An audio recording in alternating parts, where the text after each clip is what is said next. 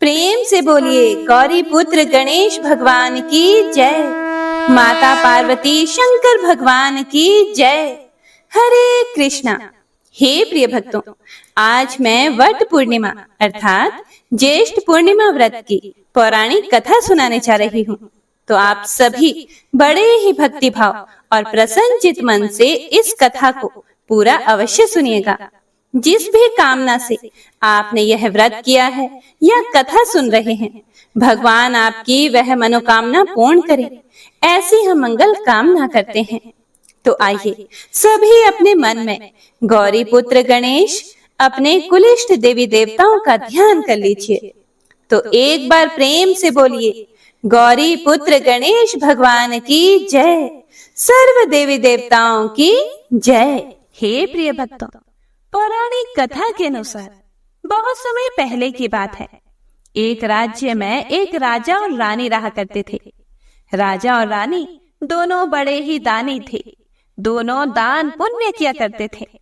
दोनों का समय बहुत अच्छे से व्यतीत हो रहा था। राजा निसंतान थे, उनके कोई संतान नहीं थी। पर राजा को इस बात का कोई भी अफसोस नहीं था कि मेरे कोई संतान नहीं है। लेकिन एक दिन रानी एक स्त्री को बच्चे को गोद में लेकर खिलाते हुए देखती है और उस स्त्री को अपने सीने से दूध से लगाते हुए दूध पिलाते हुए देखकर रानी बड़ी उदास हो गई और उदास होकर मन में सोचने लगी कि हे भगवान, हे प्रभु, मेरी तो आधी उम्र निकल चुकी है, लेकिन मैं अभी तक मां नहीं बनी। मेरे राजा को तो इस बारे में कोई सोच फिक्र ही नहीं है। राजा तो कभी भी बच्चे के बारे में बात ही नहीं करते। आज जब राजा साहब आएंगे तो हम बच्चे की जिद करेंगे और फिर देखते हैं कि राजा साहब क्या जवाब देते हैं। यदि राजा साहब इनकार करेंगे तो हम अपने प्राण त्याग देंगे। बस यह सोचकर रानी उदास होकर बैठ गई। पूरा दिन उन्होंने भोजन नहीं किया। राजा साहब अपने कोर्ट कचहरी से आए, राजमहल के अंदर गए। राजा साहब अपनी रानी को खोजने लगे और जब रानी को खोजने लगे तो दासी लोग कहने लगी कि राजा साहब, रानी तो अपने कोप भवन में सोई हुई है। रानी ने अपना दरवाजा भी बंद कर लिया है। हम लोगों ने कितनी ही आवाजें दी, लेकिन रानी ने एक भी शब्द नहीं बोला। यहाँ तक कि रानी ने भोजन और जल भी ग्रहण नहीं किया। और तो और आज रानी साहब ने कोई पूजा पाठ भी नहीं की है। आप तो सुबह सुबह उठे, भोजन किया और कचहरी में चले गए। यह बात सुनकर राजा तुरंत रानी के कमरे के पास गए और दरवाजा खटखटाने लगे। अंदर से रानी ने कोई भी आवाज नहीं दी। राजा साहब ने बड़ी विनती की। फिर रानी ने चुपके से दरवाजा खोल दिया और बिस्तर पर जाकर फिर से लेट गई। राजा अपनी रानी को हाथ पकड़ के कहने लगे, हे रानी, आखिर क्या बात है? चुप रहने से तो कोई फायदा नहीं। यदि कोई बात है तो मुझसे बताओ और हम तुम्हें उस प्रश्न का उत्तर अवश्य देंगे। फिर रानी कहती है कि हे राजन, मुझसे पीछे जिसकी भी शादी हुई उन सबके बच्चे हो गए और तो और उनके बच्चों की भी शादियां हो गई हैं। उनकी बहुएं भी आ गई हैं और मेरे पास एक भी संतान नहीं है। आज तक तो मैंने आपसे कभी भी कोई प्रश्न नहीं किया, लेकिन आज मैं आपसे प्रश्न करती हूँ। राजा साहब उदास होते हुए रानी की ओर देखते हुए कहने लगे, हे रानी, आप उदास मत होइए। मैं कल ही अपनी संतान की प्राप्ति के लिए भगवान से प्रार्थना करूंगा। आप चिंता मत करो। यह सुनकर रानी को थोड़ी खुशी हुई और रानी ने हिम्मत रखी और अपने पति पर भरोसा रखा और उठकर राजा की बात मानकर, यानी कि अपने पति की बात मानकर स्नान किया और भोजन और जल ग्रहण किया। हे प्रिय भक्तों, सुबह सवेरे राजा साहब स्नान आदि से निवृत्त होकर मंदिर में जाकर पूजा पाठ करने लगे। भगवान का जल से अभिषेक किया और अपने हाथ जोड़कर भगवान से विनती करके ध्यान लगाकर बैठ गए। फिर राजा के मन में आश्वासन हुआ कि भगवान मुझे उत्तर दे चुके हैं कि तुम ज्यादा चिंता मत करो, तुम्हें संतान अवश्य होगी। फिर राजा घर आ गए और रानी से प्यार भरी बातें बोले कि हे रानी, आप चिंता ना करें, हमारे संतान अवश्य होगी। मैंने भगवान से प्रार्थना की है और मुझे भगवान पर पूरा विश्वास है कि हमें संतान अवश्य होगी। धीरे धीरे समय बीतता गया। राजा दान पुण्य और पूजा पाठ भी नहीं छोड़े। कुछ ही दिनों के बाद रानी गर्भवती हो गई। गर्भवती हुई तो धीरे धीरे समय बीता। 1-2 महीना हुआ। रानी को महसूस हुआ कि लगता है कि मैं मां बनने वाली हूँ। उन्होंने फिर राजा को बताया कि हे स्वामीनाथ, हे प्राणनाथ, मैं तो मां बनने वाली हूँ।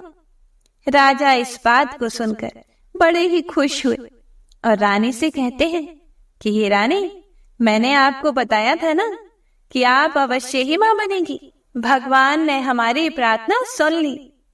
रानी मुस्कुराते हुए राजा की ओर देखी और बोली कि हे स्वामीनाथ, इस दिन का मुझे बड़ी ही बेसब्री से इंतजार था। जो स्त्री मां बन जाती है वो तो बड़ी ही सौभाग्यशाली होती है, बड़ी ही भाग्यवान होती है, और मैं अब मां बनने वाली हूँ। मुझे भी मेरा बच्चा मां कहकर पुकारेगा। राजा भी बड़े प्रसन्न हुए और कहने लगे कि मुझे भी मेरा बच्चा पिता कहकर पुकारेगा। दोनों इस तरह प्यार भरी बातें करने के बाद अपने अपने काम में लग गए। धीरे धीरे समय व्यतीत हुआ। रानी का 9वां महीना आया और रानी ने बड़े कष्टों से एक कन्या को जन्म दिया। कन्या बड़ी ही सुंदर और बड़ी ही सुशील थी। सभी लोग देख देख कर रानी को धन्यवाद किए कि हे रानी, आपकी कन्या इतनी सुंदर है कि लगता है कि उसका रूप देखते ही रहें। लेकिन हे प्रिय भक्तों, कहते हैं ना कि जिसमें गुण होता है उसमें अवगुण भी होता है। राजा की पुत्री अपनी माता की गोद में बढ़ने लगी, पिता की छत्र छाया में पलने लगी।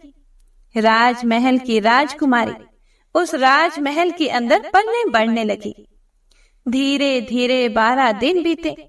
12 दिन बीते तो राजा साहब ने उसका छठी का निमंत्रण बड़े बड़े राजाओं महाराजाओं को दिया और ब्राह्मणों को बुलाया। बहुत सारे ब्राह्मण आए। राजा साहब ने अपनी कन्या का नामकरण करवाया तो कन्या का नाम माल्यावती रखा गया। नामकरण के बाद रानी ग्रह गोचर दिखाने लगी तो ब्राह्मण कहते हैं कि हे राजन, मुझे कहने में तो बड़ा ही दुख हो रहा है, लेकिन बताना पड़ेगा।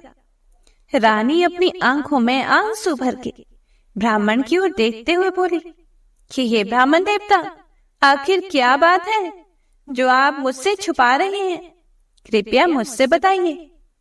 फिर ब्राह्मण देवता आंखों में आंसू लेते हुए कहते हैं कि इस कन्या के बड़ी हो जाने के बाद यदि आप इसका विवाह करेंगे तो इस कन्या का विवाह हो जाने के 21 दिन बाद यह विधवा हो जाएगी और इसको विधवा होने से कोई नहीं रोक पाएगा। ब्राह्मण की बात सुनकर वहां सन्नाटा सा छा गया। अब तो ऐसा लग रहा था कि जैसे आसमान फट गया है और धरती ही फट गई हो। रानी आंखों से आंसू गिराते हुए कहती है, हे ब्राह्मण देवता, तो क्या इसका कोई उपाय नहीं? फिर ब्राह्मण देवता कहते हैं कि नहीं, इसका कोई भी उपाय नहीं। अब तो इस कन्या का भाग्य ही जाने। राजा रानी ब्राह्मण देवता से बोले कि यह बात आप किसी को भी मत बताइएगा, नहीं तो मेरी कुंवारी कन्या से कोई भी विवाह नहीं करेगा। अब मेरी पुत्री का भाग्य जाने। ब्राह्मण कहते हैं कि ये राजन, आप भी इस बात को अपनी पुत्री से कभी जीवन में मत बताइएगा। यदि आप बता देंगे तो आपकी पुत्री जीते जी मर जाएगी, क्योंकि कोई भी स्त्रियां नहीं चाहती कि उसका सुहाग, उसका पति उससे पहले ही इस दुनिया से चला जाए। ऐसा कहकर सभी ब्राह्मण अपनी पोथी पत्रा लिए, सीधा पानी लिए, दक्षिणा लिए अपने अपने घर को चल दिए। इस बात को राजा रानी दबाए रखे।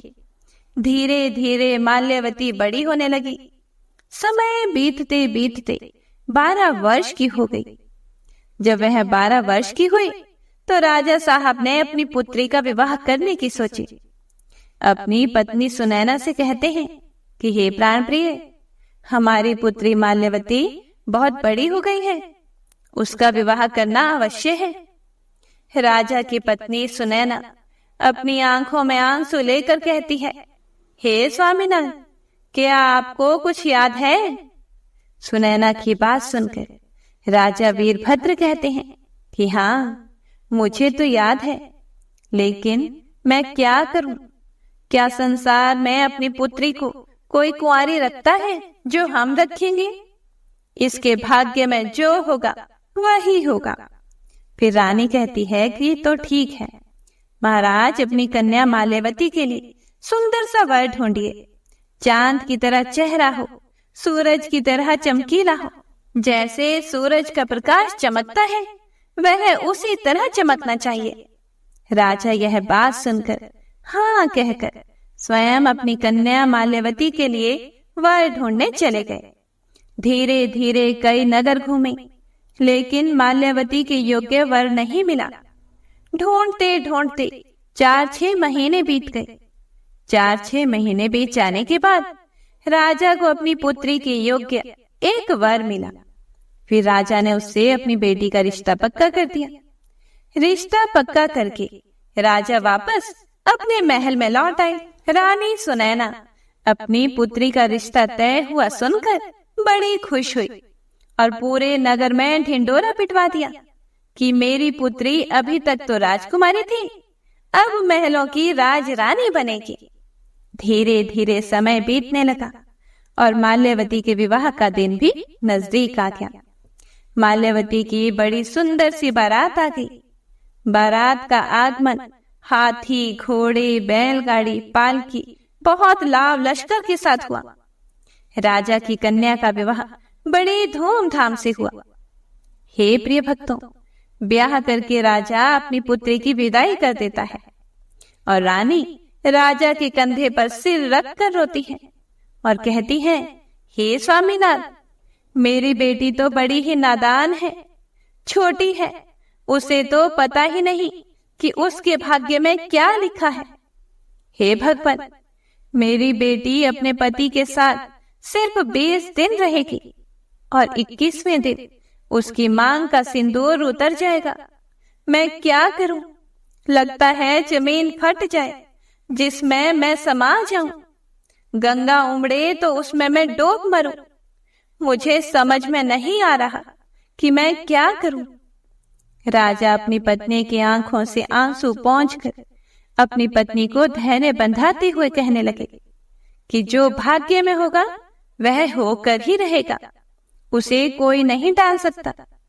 हे प्रिय भक्तों, माल्यवती जब ससुराल गई और ससुराल में सुहाग रात के दिन अपने पलंग पर सोई, तब माल्यवती को सपना आता है और वह सपने में देखती है कि मेरा ब्याह हुआ है और मेरे पति इस दुनिया से चल बसे।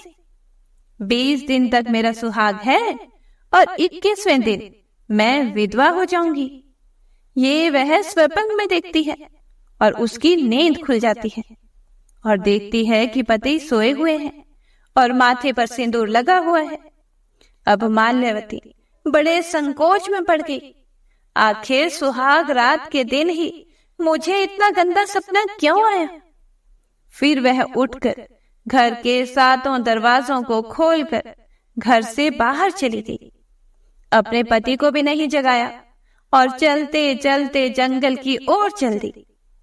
अब उसे लग रहा है कि हे भगवान, कहां पर जमीन फट जाए जो मैं समा जाऊं। आखिर ऐसा मैं सपना कैसे देख सकती हूँ। धीरे धीरे सवेरा हो गया। जंगल में कोई नहीं था। जंगल में चुपचाप अकेले बैठी है। अब वह सोचती है कि अगर कोई बाघ या सियार आ जाएगा तो वह मेरे प्राण ले लेगा। जंगल के पास में ही एक तालाब था। अब राजकुमारी माल्यवती को तो प्यास से उसके पूरे होंठ तलवे सूख रहे थे। भूख के मारे पांव लड़खड़ा रहे थे। अब उससे आवाज भी नहीं निकल पा रही थी। 1 से 2 दिन, 2 से 3 दिन बीत गए। तालाब के किनारे धोबिन कपड़ा धो रही थी। हे प्रिय भक्तों, माल्यवती घाट पर जाती है जहां धोबिन कपड़े धो रही थी। उसका मन करता है कि मैं पानी पी लूं। फिर वह सोचती है कि यदि मैंने पानी पी लिया तो मैं जीवित रह जाऊंगी, और पानी नहीं पीऊंगी तो मेरे प्राण निकल जाएंगे, जिससे मेरी मांग का सिंदूर सजा रहेगा। मेरे पांव में पायल खनक रहेगी, हाथों में चूड़ियां सजी रहेंगी, माथे में बिंदिया चमकती रहेगी। ऐसा सोचकर भगवान से बोलती है कि हे भगवान, हम अन्न जल ग्रहण नहीं करेंगे। ऐसा करते करते उसे कई दिन तक वह तालाब पर जाती और फिर तालाब से बाहर वन में आ जाती। तालाब में पानी नहीं पीती। धीरे धीरे एक दिन की बात है कि प्रतिदिन धोबिन कपड़ा वहां धोने आती थी। उसका नाम था नैत्या। नैत्या धोबन रोज कपड़ा धोती, और कपड़ा धोते धोते रोज धोबन की नजर उस माल्यवती पर पड़ती थी। फिर वह धोबन सोचती है कि हे भगवान, यह इतनी सुंदर है, लगता है कि राजघराने की बहू बेटी है। रोज यहाँ आती है और आकर इस तालाब पर बैठती है, और बैठकर फिर चली जाती है। ना ही तालाब में हाथ धोती है, ना ही पांव धोती है, एक ही वस्त्र में है। ये कहाँ जाती है, क्या करती है? धीरे धीरे कई दिन बीत गए, और एक दिन तालाब के पास राजकुमारी माल्यवती बेहोश होकर गिर गई। तब धोबिन अपना कपड़ा धोना छोड़कर तालाब से पानी निकालकर उसके मुंह में छिड़क देती है। माल्यवती को होश आ जाता है। जब माल्यवती को होश आया तब नैत्य धोबन ने माल्यवती से पूछा कि अरे बहन, तुम कौन हो और क्यों तालाब के पास रोज आती हो और आकर चली जाती हो? आखिर क्या कारण है, क्या बात है? तुम्हारी मांग में सिंदूर को देखकर लगता है कि जैसे तुम्हारी अभी ही शादी हुई हो, और उसी दिन तुम घर छोड़कर निकल गई हो। तुम्हारे 16 श्रृंगार हुए हैं और तुम्हारे तन पे शादी का जोड़ा है। तुम कहाँ रहती हो और कहाँ चली जाती हो? अब माल्यवती अपने दुख भरी बातें धोबन से सुनाने लगी। नैत्या धोबन इंद्रलोक के कपड़े धोती थी। नैत्या धोबन कहती है कि अरे बहन, सपना तो सपना ही होता है, तुमने ऐसा कैसे सोच लिया? माल्यवती धोबन से कहती है कि बहना, जो मैंने सपना देखा है वो मेरा ही है। धोबिन कहती है कि बहन, तुम चिंता मत करो, तुम मेरे साथ मेरे घर चलो। मैं जात की धोबिन हूँ और मैं इंद्रलोक का कपड़ा धोती हूँ। मेरे पास ब्रह्मा, विष्णु, महेश सबका कपड़ा मेरे पास धोने को आता है, और मैं सबके कपड़े धोकर और सारे कपड़े आकाश में इंद्रलोक में भेजती हूँ। चलो मेरे साथ चलो। बेचारी नैत्या धोबन माल्यवती को हाथ पकड़ के अपने घर ले आई, और नैत्या धोबन जो सारे कपड़ा एक बार में तह लगा के आकाश की ओर फेंक देती है। सारे कपड़े इंद्रलोक चले गए। सभी देवी देवता अपने अपने कपड़े ले लेते हैं। अब माल्यवती यह देखकर मन ही मन सोचती है कि लगता है यह कोई परी है, कोई देवी है। आखिर किसी को कपड़ा देने नहीं गई, एक बार में ही कपड़ा आकाश की ओर फेंका। इसका कपड़ा आखिर कहाँ गया? शाम का समय हुआ। माल्यवती को अपनी बहन मानकर धोबिन हाथ पकड़ के उसको स्नान करवाई, उसको 16 श्रृंगार से सजा दिया। थाली में भोजन परोस के लाई। एक ही थाली में दोनों ने मिलकर भोजन किया। और नैत्या धोबन कहती है कि बहन, मेरा कल उपवास है, हम कल व्रत रखने वाले हैं। और नैत्या धोबन इंद्रलोक में कहती है कि हे महाराज, आज मैं किसी का कपड़ा लेने वाली नहीं हूँ। कल तो जेठ का अमावस्या है, वट वृक्ष की पूजा करेंगी और पूजा करके अपने पति की लंबी आयु के लिए भगवान से कामना करेंगे।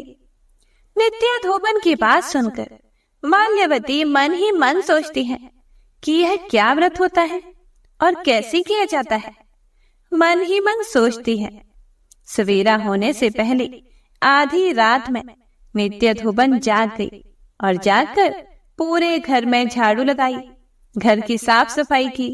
4 बजने से पहले स्नान कर ली और स्नान करके थाली में कच्चा सूत, बांस का पंखा, लाल कलावा, बरगद का फल, धूप, मिट्टी का दीपक, घी, फल, फूल, बताशे, रोली, इत्र, सुपारी, पान, नारियल, सिंदूर, अक्षत, सुहाग का सामान, नगद रुपए, पुड़िया, भिगोया हुआ चना, स्टील या कांसे की थाली, मिठाई, घर में बना हुआ पकवान और जल से भरा हुआ कलश आदि रखा।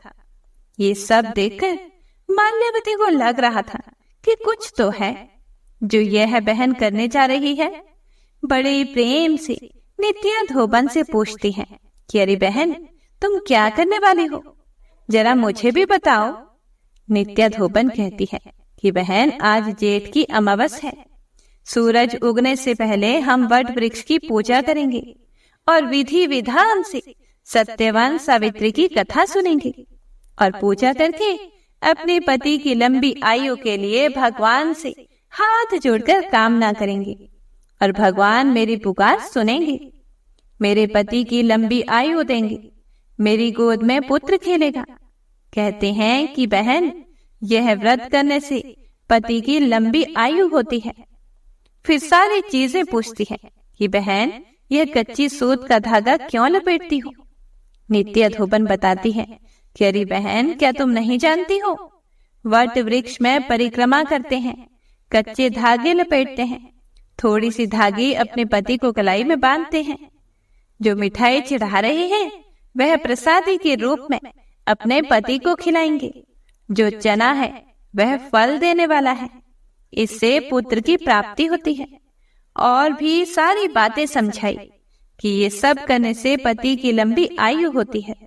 16 श्रृंगार में सुहागन सजती है, मांग का टीका पहनती है, हाथ में चूड़ियां पहनती हैं, शादी का जोड़ा जिसका हो वो शादी का जोड़ा पहनती है, तन पर चादर रखती है। अब माल्यवती नित्या धोबन से कहती है कि हे बहन, मेरे पास तो एक ही वस्त्र है, यह शादी का जोड़ा जो मैंने पहन रखा है, क्या इस व्रत को हम भी रख सकते हैं। फिर नित्या धोबन कहती है कि बहन, इसमें पूछने की क्या बात है, पूछो मत, जल्दी से स्नान करो और जो शादी का जोड़ा तुमने कल खोला था वही आज पहन लो और पहन के चलो मेरे साथ, पूजा करनी है। तेरे लिए भी मैं स्नान इसमें सामग्री सजा देती हूँ। और फिर दोनों ने वट वृक्ष के पास जाकर एक साथ पूजा की। पूजा करके अपने घर लौट आई। घर लौटी तो नित्या धोबन ने अपने पति को चंदन का टीका लगाया। चंदन का टीका लगाकर पंखे से हवा दी, जो भी मिठाइयां थी अपने पति को खिलाई, चरण स्पर्श किया और आशीर्वाद दिया। उसके पति ने नित्या धोबन को आशीर्वाद दिया। जो भी प्रसादी था वह अपने पति को खिला दी। जो कपड़ा लेकर गई थी वह कपड़ा उसने अपने पति को तुरंत पहना दिया। उसके पति हंसकर कुछ बातें किए। अब माल्यवती कहती है कि हे भगवान, अब मैं क्या करूं, मेरे पति तो हैं ही नहीं, मैं अपने पति को कहां से ढूंढूं। मेरे पति तो अपने घर में है, मैं तो घर छोड़कर चली आई। भला कोई भी नई नवेली दुल्हन अगर अपने ससुराल की चौखट लांघ कर घर छोड़कर निकल जाए तो क्या उसे वे स्वीकार करेंगे। मैं अपने घर कैसे जाऊं। हे प्रिय भक्तों, बेचारी माल्यवती रो ही रही थी कि उसके पति जो थे पागलों की तरह इधर उधर ढूंढते जा रहे थे। ढूंढते ढूंढते नित्या धोबन के दरवाजे पर खड़े हो गए।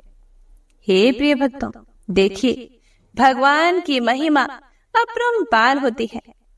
नित्या धोबन के दरवाजे पर माल्यवती के पति भूखे प्यासे नंगे पांव पहुंच गए। नित्या धोबन दरवाजे से बाहर निकली और पूछती है कि आप कौन हैं? माल्यवती के पति कहते हैं कि मेरी पत्नी सुहाग रात के दिन ही कहीं चली गई थी। मैं उसको ढूंढने में 12-13 दिन से व्याकुल हूँ। कहाँ चली गई कोई पता नहीं। मुझे समझ में नहीं आ रहा मैं कहाँ जाऊं, उसे कहाँ ढूंढूं। अब मुझे लग रहा है कि मैं अपने प्राण त्याग दूं। नित्याधोबन मुस्कुराते हुए कहती है कि अरे राजकुमार, आप तो बड़े उदास हैं। अगर आपकी पत्नी को मैं ढूंढ कर दे दूं तो आप मुझे क्या इनाम देंगे? माल्यवती का पति कहता है कि अरे इनाम तो छोड़िए, मेरी पत्नी मिल जाए तो मैं अपना पूरा बंगला, राजमहल सब कुछ दे सकता हूँ। फिर नित्याधोबन उसे अपने घर के अंदर ले गई। माल्यवती पर नजर पड़ते ही दोनों की आंखों से आंसू टपकने लगे। माल्यवती ने जल्दी से लोटे में जल लेकर अपने पति के चरण पखारे। चरण पखार के तिलक लगाया। तिलक लगा के आरती उतारी। आरती उतारने के बाद पंखे से हवा दी, मिठाइयां खिलाई। वस्त्र उसके पास नहीं था। उसने अपने आंचल का थोड़ा सा वस्त्र फाड़कर उनके लिए एक रुमाल के बराबर थोड़ा सा वस्त्र रख दिया। वही वस्त्र अपने पति को दे दिया। उसके पति खुश हो गए और कहते हैं कि तूने यह कौन सा व्रत किया? फिर माल्यवती कहती है कि हे स्वामी, मैंने जेठ मास का अमावस्या का व्रत किया है, वट वृक्ष की पूजा की है।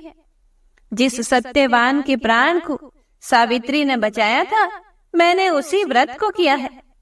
यह सुनकर माल्यवती के पति उससे कहते हैं कि तुम सदा खुश रहो। अभी तक उसकी शादी के 15 दिन बीत गए थे। नित्याधोबन कहती है कि हे महाराज, मैं तो एक धोबिन हूँ और आपके भोजन के लिए मैं आज्ञा मांग रही हूँ। क्या मेरे घर आप भोजन करेंगे? माल्यवती के पति मुस्कुराते हुए कहते हैं, भोजन तो भोजन होता है, आपके घर क्यों नहीं करेंगे? फिर भोजन ग्रहण किया। अब धोबिन विनती करती है कि आप दोनों 21वें दिन तक मेरे घर से कहीं नहीं जाएंगे। माल्यवती का पति अनजान था, उन्हें कुछ भी पता नहीं था। जब नित्याधोबन कपड़ा धोकर इंद्रलोक में भेज रही थी तो वे भगवान से पूछती है कि हे महाराज, माल्यवती नाम की एक राजकुमारी मेरे घर में है। वह बहुत ही बड़ा भयानक सपना देखी है, क्या यह सत्य है? तो ब्रह्मा विष्णु महेश कहते हैं कि हाँ, उसका 21वें दिन विधवा होना लिखा हुआ है। फिर धोबिन कहती है कि नहीं भगवान, ऐसा नहीं होना चाहिए। ये तो मेरे घर में आ गई है, मैं कलंकित हो जाऊंगी। अब धीरे धीरे समय बीत गया। 21वां दिन आया। माल्यवती 21वें दिन से पहले हवन करने के लिए बीच आंगन में बैठ गई। एक दीप जलाया और पूजा पर हाथ जोड़कर बैठ गई। नित्याधोबन हाथ जोड़कर बैठी हुई हैं और अपने बगल में माल्यवती को और उसके पति को बैठा लिया। धीरे धीरे रात बीतने लगी, समय ढलने लगा। हाथ जोड़े हुए सभी बैठे हुए थे। अब सबसे पहले दूत लोग सर्प रूप में आए। उसका प्राण हरने के लिए घी का ज्योत जलते हुए देखकर दूत लोग कहने लगे कि अरे, ये तो कोई बड़ा भक्त लग रहा है, पूजा पाठ कर रहे हैं और घी की ज्योत जला रहे हैं। हम इसका प्राण कैसे हर सकते हैं? नागराज वापस लौट गए। वहां ब्रह्मा विष्णु महेश कहते हैं कि अरे, तुम राजकुमार के प्राणों को क्यों नहीं लाए? नागराज कहते हैं कि ये महाराज, उसकी पत्नी तो लगता है कि कोई सती है, वो तो कोई अच्छा सा व्रत किया है। मैं उसके पति के प्राण लाने में असमर्थ हूँ। हे महाराज, मैं दोबारा प्राण लेने के लिए नहीं जाऊंगा। फिर से भगवान ब्रह्मा विष्णु महेश ने दूतों को भेजा। जब दूत लोग गए तो फिर से घी का ज्योत जलता हुआ हाथ जोड़े हुए उन्हें देखकर वे बोले कि इसका प्राण हरण नहीं कर सकते। दूत लोग भी ब्रह्मा विष्णु के पास वापस लौट आए। ब्रह्मा विष्णु दूत लोगों से पूछने लगे कि अरे, तुम तो राजकुमार के प्राण लेने गए थे, आखिर तुम उसके प्राण लेकर क्यों नहीं आए? आज की रात यदि वह विधवा नहीं होगी तो इसका पति अमर हो जाएगा। दूत लोग कहते हैं कि हे महाराज, लगता है कोई भारी व्रत उन्होंने किया है, मैं उसके पति का प्राण कैसे ले लूं? ये बात सुनकर ब्रह्मा विष्णु महेश फिर से धर्मराज जी को भेजे, लेकिन वे भी उसके प्राण नहीं लेकर आए। अंत में सुबह होने से पहले ब्रह्मा विष्णु शंकर नारद लक्ष्मी सरस्वती पार्वती रिद्धि सिद्धि गणपति सभी वहां पहुंचे। जब सभी पहुंचे तो नित्या धोबन पहले से कह चुकी थी कि अरे बहन, तुम पर भारी संकट है, देखो मेरे घर में बहुत सारे लोग आने वाले हैं, तुम सबके चरण स्पर्श करना, सबके पांव छूना, और जो सबसे पीछे रहेंगे उनके पांव तो छोड़ना ही मत। जब ब्रह्मा विष्णु महेश सरस्वती लक्ष्मी पार्वती रिद्धि सिद्धि गणपति सभी लोग आए तो नित्या धोबन घी की ज्योत जला रही थी, धूप जला रही थी, और जलाते जलाते सुबह होने वाली थी। सूरज उगने वाला था। सूरज उगने से पहले सभी लोग उसके आंगन में आ गए इसके प्राण लेने के लिए। माल्यवती ने सभी के पांव छुए और माता पार्वती के चरण में लिपट गई, और माल्यवती के पति राजकुमार सभी के पांव छूकर शंकर भगवान के पांव में लिपट गए। हे प्रिय भक्तों, कहते हैं कि शंकर भगवान ही रक्षक हैं। शंकर भगवान दुख देते भी हैं, दुख हरण भी करते हैं। सुख दुख का भागीदारी भोलेनाथ है। इनका नाम जो है भोलेनाथ ऐसे ही नहीं पड़ा है।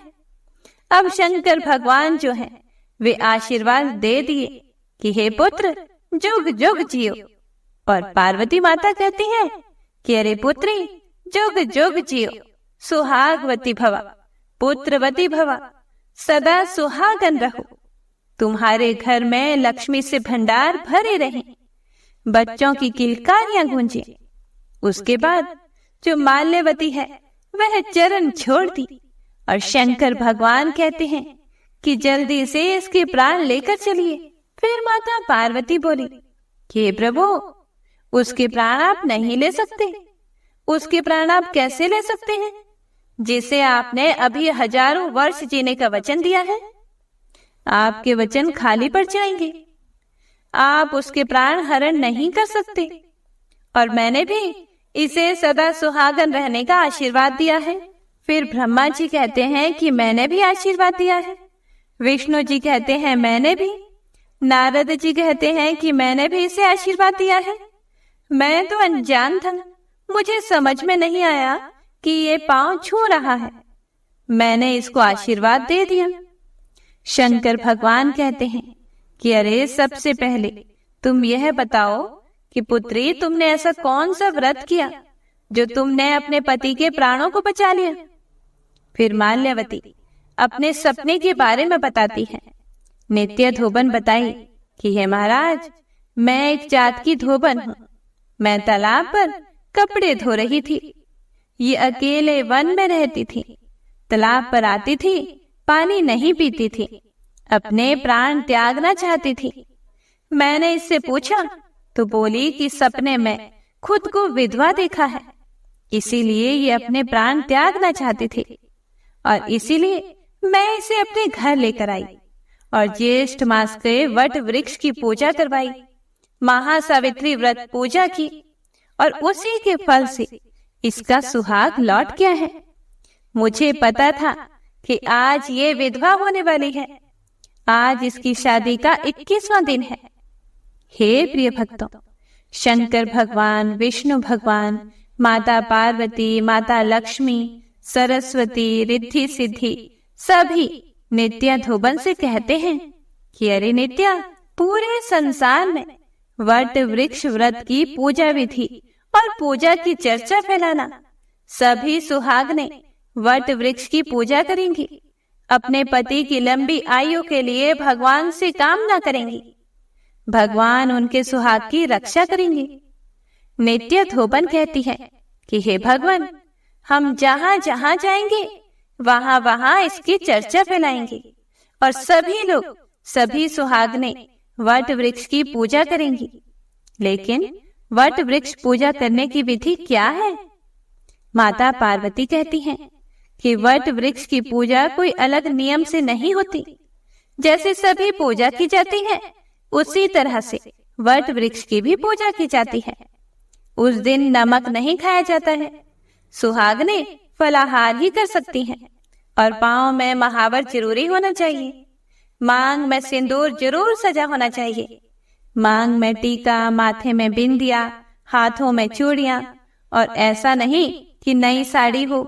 जिसकी जितनी सामर्थ्य हो उसके अनुसार वस्त्र पहने, और जिसके पास कुछ नहीं है तो फूल लेकर वट वृक्ष की पूजा करें। फल ना हो तो फूल, सिंदूर, रोली, कच्चा धागा, जल लेकर भी वट वृक्ष की पूजा कर ले, पर अपने पति की लंबी आयु के लिए कामना करे। अपने घर की सुख शांति के लिए, संतान की वृद्धि के लिए, धन लक्ष्मी प्राप्ति के लिए भगवान से प्रार्थना करें। माता पार्वती की बात सुनकर नित्या धोबन खुश हो गई और खुश होकर भगवान से मुस्कुराते हुए चरण छूकर आशीर्वाद लिया, और आशीर्वाद देकर भगवान अंतर ध्यान हो गए। नित्या धोबन राजकुमार और राजकुमारी को कहती है कि अब तुम दोनों अपने घर जा सकते हैं। नित्या धोबन की बात सुनकर राजकुमारी और राजकुमार कहते हैं कि आप तो मेरी सगी बहन की तरह हैं, आप भी हमारे साथ हमारे घर चलो। नित्या धोबन को माल्यवती और राजकुमार दोनों मिलकर अपने घर ले गए। नित्या धोबन माल्यवती के ससुराल तक गई। ससुराल में नित्या धोबन को बड़े स्वागत सत्कार से अंदर गृह प्रवेश किया गया। राजा इस बात को जानकर बड़े प्रसन्न हुए और नित्या धोबन को बहुत सारे सोने, चांदी, धन संपत्ति, रुपया, पैसा देकर उसे विदा किया। नित्या धोबन हंसते हंसते अपना घर लौट आई। राजा साहब ने पालकी से नित्या धोबन को घर भेजा और बैलगाड़ी से धन संपत्ति, रुपया, पैसा, सोने चांदी भेजे गए। नित्या धोबन भी बड़ी खुश हो गई। अब नित्या धोबन के जीवन में कोई दुख नहीं था। नित्या धोबन की कृपा से माल्यवती सुहागन रह गई, और माल्यवती ने नित्या धोबन के बताने पर विधि विधान के साथ जो व्रत किया था, उससे उसके भाग्य में जो लिखा हुआ था वह भी टल गया। हे प्रिय भक्तों, कहते हैं कि भाग्य का लिखा नहीं टलता है। ऐसी बात नहीं है। कर्म ही पूजा है, सबसे बड़ा कर्म है। तो हे प्रिय भक्तों, यह थी आज की सावित्री व्रत की पूजा की कथा। हे भगवान, जैसे आपने माल्यवती की पति की रक्षा की, ऐसे सभी की करना। कथा को सुनने वाले, सुनाने वाले और हुंकारा भरने वाले सबको अखंड सुहाग देना। कथा अधूरी हो तो पूरी करना, पूरी हो तो मान करना। ओम नमः शिवाय। हर हर महादेव।